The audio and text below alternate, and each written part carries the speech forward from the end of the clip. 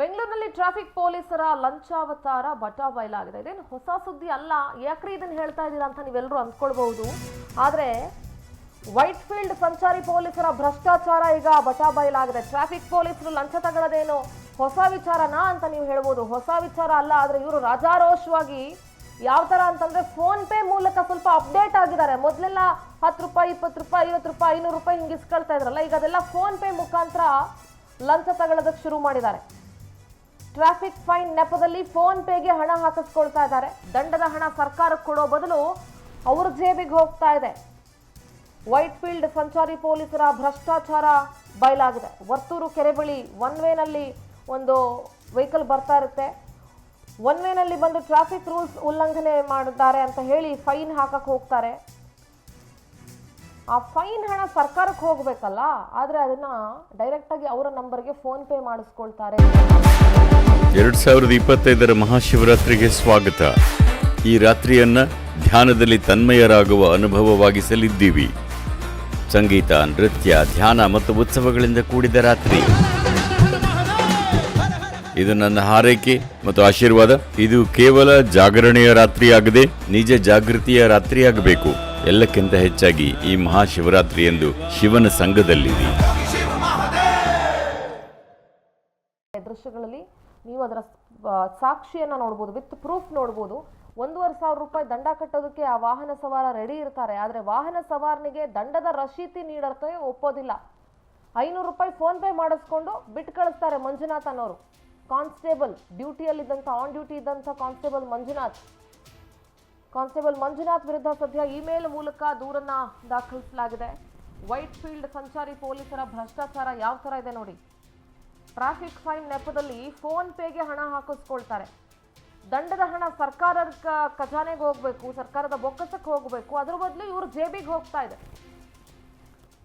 Google Pay ಮಾಡಿಸ್ಕೊಂಡಿರೋದು, PhonePe, Google Pay, ಅವರು update ಆಗಬೇಕಲ್ಲ.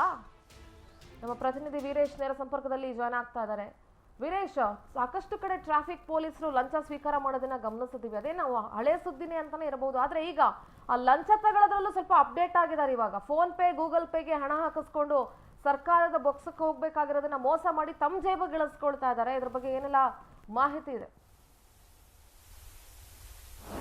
ಖಂಡಿತ ಸುಂದರ, ಈಗಾಗಲೇ ಏನು ಬೆಂಗಳೂರಲ್ಲಿ ಟ್ರಾಫಿಕ್ ವಿಚಾರವಾಗಿ ಈಗಾಗಲೇ ಸಂಚಾರ ಪೊಲೀಸರು ಕೂಡ ಏನೋ ಒಂದು ರಸ್ತೆಗಳಲ್ಲಿ ಬೈಕ್ಗಳು ತಡೆಯೋದಾಗಿರ್ಬೋದು ಮತ್ತು ಕಾರುಗಳು ತಡೆಯೋದಾಗಿರ್ಬೋದು ಮತ್ತು ಫೈನ್ ಹಾಕುವಂಥದ್ದಾಗಿರ್ಬೋದು ಮತ್ತು ಫೈನ್ ಹಾಕಿದಂಥ ಸಂದರ್ಭದಲ್ಲಿ ಏಕಾಏಕಿ ಅವರಿಗೆ ನೋಟಿಸ್ ಕೊಟ್ಟು ಏನೋ ಹಣ ಕಟ್ಸ್ಕೊಳ್ಳೋಂಥ ಸಹಜವಾಗಿ ಸ್ಥಿತಿಯಲ್ಲಿರುವಂಥದ್ದು. ಮತ್ತು ಆದರೆ ಇಲ್ಲಿ ಈ ಒಂದು ವೈಟ್ ಫೀಲ್ಡ್ ಸಂಚಾರ ಪೊಲೀಸ್ ಠಾಣೆಯಲ್ಲಿ ಏನು ಪೇದ ಒಬ್ಬರು ಅಂದರೆ ಸಂಚಾರ ಪೊಲೀಸರು ಅನ್ನೋರು ಈಗಾಗಲೇ ಏನೋ ಒಂದು ಸಂಚಾರ ನಿಯಮ ಉಲ್ಲಂಘನೆ ಮಾಡಿದಂಥ ಸಂದರ್ಭದಲ್ಲಿ ಏನೋ ಒಂದು ಪೆನಲ್ಟಿ ಕೂಡ ಹಾಕ್ತಾರೆ. ಅಂದರೆ 1,500 ರೂಪಾಯಿ ಪೆನಲ್ಟಿ ಹಾಕ್ತಾರೆ. ಆ 1,500 ಪೆನಲ್ಟಿ ಆಗ್ತಂಥ ಸಂದರ್ಭದಲ್ಲಿ ಅಲ್ಲಿ ಆತ ಅದರ ರಾಚುಮಲ್ಲು ಅನ್ನೋ ವ್ಯಕ್ತಿ ಏನು ಫೈನ್ ಕಟ್ತೀನಿ ಅಂತ ಹೇಳ್ಕೊಂಡಂಥ ಸಂದರ್ಭದಲ್ಲಿ ಅಲ್ಲಿ ಆತನಿಗೆ ರಸೀದಿ ಕೂಡ ಕೊಡಲ್ಲ. ಆ ರಸೀದಿ ಕೊಡದ ಸಂದರ್ಭದಲ್ಲಿ ಏನು ಆತನಿಗೂ ಮತ್ತು ಏನು ರಾಚುಮಲ್ಲು ಅನ್ನೋರಿಗೆ ಇಬ್ಬರಿಗೂ ವಾದ ಆಗುತ್ತೆ. ವಾದ ಆದಂಥ ಸಂದರ್ಭದಲ್ಲಿ ಏನು ನೇರವಾಗಿ ನನಗೆ ನೀನು ಫೋನ್ ಪೇ ಮಾಡು ಅಂತಂದು ಹೇಳಿಕೊಂಡು ಅಲ್ಲಿ ಆತನ ಬಳಿ ಮಾತನಾಡಿಕೊಂಡು ಏನು 500 ರೂಪಾಯಿ ತಾನು ಫೋನ್ ಪೇ ಮಾಡ್ಕೊಳ್ತಾರೆ. ಆದರೆ ಅದಕ್ಕೂ ಯಾವುದೂ ಕೂಡ ಏನು ರಸೀದಿ ನೀಡಲ್ಲ. ಆ ಸಂದರ್ಭದಲ್ಲಿ ವಾದ ಮಾಡಿ ಆತ ಅಲ್ಲಿಂದ ಹೋಗ್ತಾನೆ.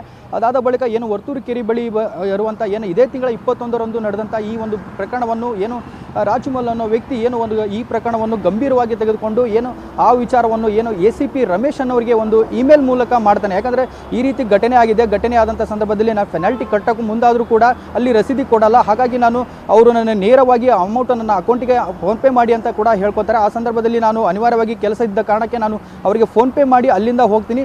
ಇದೇ ರೀತಿ ಸುಮಾರು ಈ ರೀತಿ ಪ್ರಕರಣಗಳು ಕೂಡ ಇಲ್ಲಿ ಬೆಳಕಿಗೆ ಬರ್ತಾ ಇದ್ದಾವೆ. ಆದರೆ ಇದುವರೆಗೂ ಯಾರು ಕೂಡ ಇದ್ರ ಬಗ್ಗೆ ಕ್ರಮ ಕೈಗೊಂಡಿಲ್ಲ. ಮತ್ತು ಏನು ಏಕಾಕಿ ತಡೆಯೋದಾಗಿರ್ಬೋದು ಮತ್ತು ನಮ್ಮ ತಡೆದು ಅಲ್ಲಿ ರಸೀದಿ ಕೊಡದೆ ಏನು ಹಣ ಕೂಡ ಕಟ್ಟಿಸ್ಕೊಳ್ತಾರೆ. ಈ ರೀತಿ ಸುಮಾರು ಆಗಿದ್ದಾವೆ. ಈಗ ನನಗೆ ಏಕಾಏಕಿ 500 ರೂಪಾಯಿ ಕಟ್ಟಿಸ್ಕೊಂಡಿರುವಂಥದ್ದು ಆ ಒಂದು ರಶೀಟ್, ಆ ಒಂದು ಫೋನ್ ಪೇ ಸ್ಕ್ರೀನ್ಶಾಟನ್ನು ಕಳಿಸಿ ಏನು ACP ರಮೇಶ್ ಅವರಿಗೆ ಈ ಒಂದು ಮೇಲ್ ಮಾಡಿರುವಂಥದ್ದು ಮತ್ತು ರಮೇಶ್ ಅನ್ನೋ ವ್ಯಕ್ತಿ ಮೇಲೆ ಈ ರೀತಿ ಕ್ರಮ ಕೈಗೊಳ್ಳಿ ಅಂತ ಒಂದು ಮಾತನ್ನು ಕೂಡ ಹೇಳಿರುವಂಥದ್ದು. ಇದೇ ರೀತಿ ಏನು ಸುಮಾರು ವೈಟ್ ಫೀಲ್ಡ್ ಪೊಲೀಸ್ ಠಾಣಾ ವ್ಯಾಪ್ತಿ, ಸಂಚಾರ ಪೊಲೀಸ್ ಠಾಣಾ ವ್ಯಾಪ್ತಿಯಲ್ಲಿ ಇದೇ ರೀತಿ ಸುಮಾರು ಪ್ರಕರಣಗಳು ಕೂಡ ದಾಖಲಾಗಿದ್ದಾವೆ. ಆದರೆ ಇದ್ರ ಬಗ್ಗೆ ಯಾವುದೇ ರೀತಿ ಕ್ರಮ ಕೈಗೊಂಡಿಲ್ಲ ಅನ್ನೋ ಒಂದು ಆರೋಪವನ್ನು ಈಗ ಮಾಡಿರುವಂಥದ್ದು.